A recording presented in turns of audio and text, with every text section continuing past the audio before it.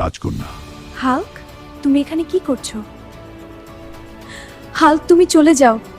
পিতাজি দেখলে তোমাকে মেরেই ফেলবে। আমি যে তোমাকে না দেখে থাকতে পারি না। রাজকন্যা, ভয় পেও না। বাবালে কি হবে? এই দানব আমার এটা সব করতে এসেছি। বাবা থামুন। কি রে ভিখারি, মরার শখ হয়েছে নাকি?